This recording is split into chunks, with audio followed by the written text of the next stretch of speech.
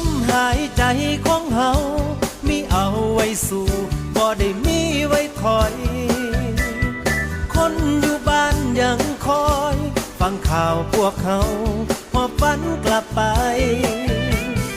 ลองบืนอีกจักตั้งหนึ่งต้องไปให้ถึงฝันที่ตั้งไว้